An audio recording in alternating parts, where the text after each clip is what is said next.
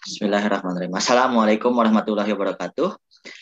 Perkenalkan, saya Alvin Yahya Makarim Nazara dari perwakilan kelompok 4.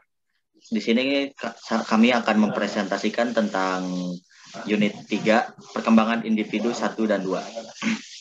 Yang pertama adalah definisi masa perantau. Dr. Andes Agus Dario PSI berkata, masa perantau merupakan masa pertumbuhan dan perkembangan calon makhluk hidup yang berada dalam rahim calon seorang ibu. Elizabeth B. Hurlock mengatakan masa perantai adalah masa konsepsi atau pertumbuhan, masa pembuahan sampai dengan masa pertumbuhan, dan perkembangan individu yaitu saat pembuatan telur pada ibu dan spermatozoa pada ayah. Bila spermatozoa pada laki-laki memasuki ovum pada perempuan, terjadi konsepsi atau pembuahan. Perkembangan pokok pada masa ini ialah perkembangan masa fisiologis berupa pembentukan struktur tubuh.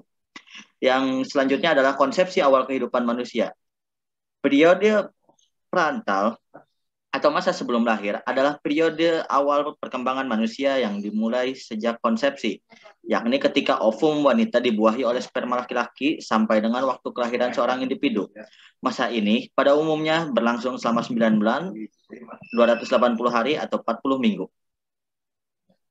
Lalu kita berlanjut kepada karakteristik tahap perkembangan masa prenatal.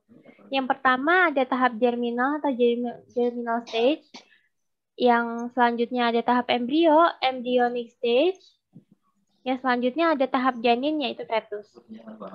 Faktor yang mempengaruhi periode prenatal sebagian besar proses pertumbuhan ibu sangat bergantung pada kondisi internal ibu, baik kondisi fisik maupun psikis. Karena ibu dan janin merupakan suatu uniza organik yang tunggal. Beberapa faktor yang mempengaruhi perkembangan prenatal ada makanan, penyakit atau kesehatan ibu, alkohol, tembakau, pengalaman-pengalaman emosi ibu, gizi ibu, pemakaian bahan-bahan kimia oleh ibu. Selanjutnya yang ke-8, ada efek pengalaman dalam kandungan terhadap perkembangan bayi, yang meliputi A. Lingkungan prenatal. B. Jenis persalinan. Jenis persalinan meliputi persalinan alamiah atau spontan, pembedahan sesar, sungsang, melintang, dan lain-lain. Yang C. Pengalaman yang berhubungan dengan persalinan. D. Lamanya periode kehamilan. Dan E. Sikap orang tua. Selanjutnya yang ke-9, yaitu proses melahirkan bayi serta dampaknya terhadap perkembangan. Proses kelahiran dalam 3 tahap menurut para ahli psikologi perkembangan. Yang pertama, terjadinya kontraksi peranakan yang berlangsung 15-20 menit pada permulaan dan berakhir hingga 1 menit. Yang kedua, dimulai ketika kepala bayi bergerak melalui leher rahim dan saluran kelahiran.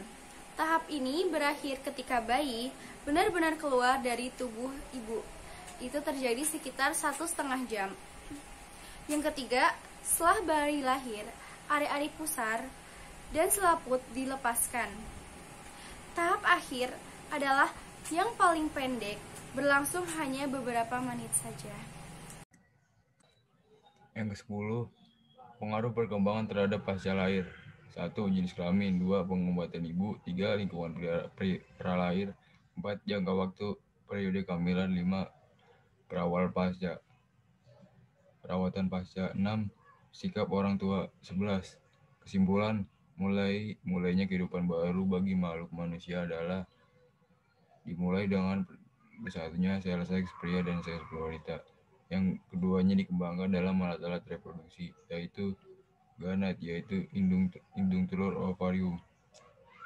Sebelum sel-sel itu siap untuk memproduksi seorang manusia baru, terlebih dahulu sel seks pria dan sel seks wanita harus melalui tahap permulaan perkembangan sel seks pria melalui permulaan, yaitu pematangan dan pembuahan, sedangkan sel seks wanita melalui 3 tahap permulaan, yaitu pematangan, ovulasi, dan pembuahan. Bayi-bayi yang dilahirkan dengan perkembangan janin terhambat biasanya tampak kurus, pucat, dan berkulit keriput. Tali besar umumnya tampak rapuh dan layu dibanding pada bayi normal yang tampak tebal dan kuat. Perkembangan janin terhambat muncul sebagai akibat dari berhentinya pertumbuhan jaringan atau sel. Sekian dari kelompok 4. Terima kasih.